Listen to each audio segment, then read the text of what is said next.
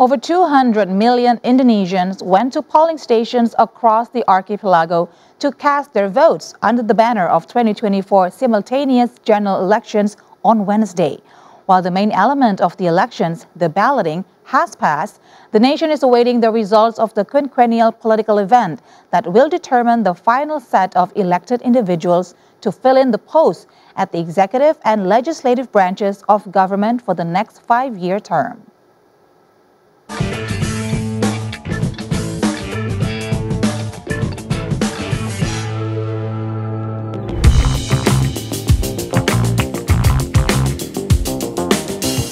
Nearly 205 million Indonesian voters, including 1.7 million registered overseas, cast their votes at polling stations within the vicinity of their residing places in a simultaneously held presidential and legislative elections on Wednesday.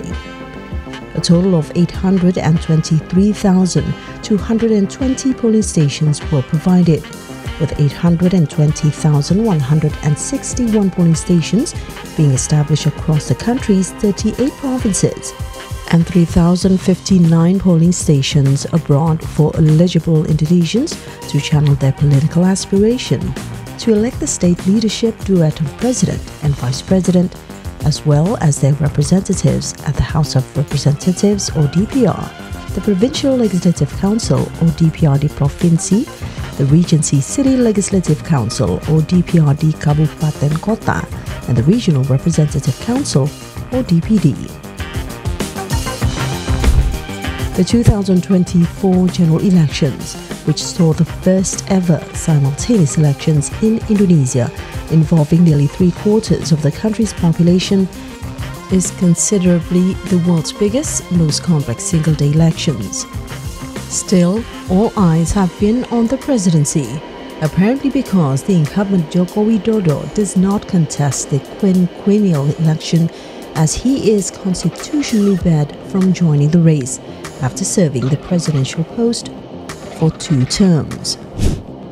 Official results will take several weeks to be released by the General Elections Commission or KPU, but survey agencies typically release the results of their own surveys based on samples of polling stations across the country in the hours after the ballot closed at 1 p.m. in Jakarta.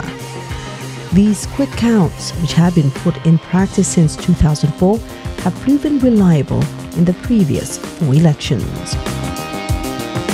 Several quick counts carried by credible pollsters showed that Prabowo Subianto is running with President Jokowi's eldest son, Gibran Raka Buming Raka, has secured nearly 60% of the vote.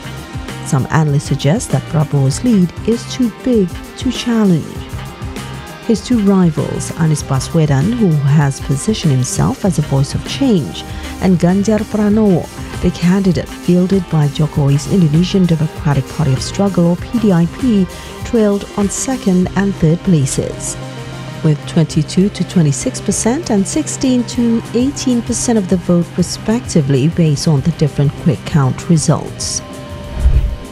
However, the Indonesian election system does not recognize quick count as determinant in a presidential election, but the real count system that is managed by the KPU.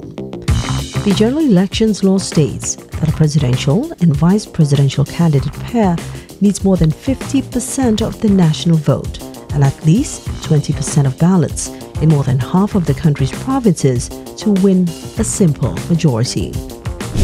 The official election results are not due until March the 20th, 2024. A runoff will take place in June between the 2 top finishers if no candidate cleared the bar. Despite the strong magnet of the presidential election, results of the legislative elections are essentially no less important than the presidential election, as political party factions at the national level, House of Representatives and their legislators play an important role, particularly in regard with the governance system, as a ruling government is subject to regular checks and balances with the House.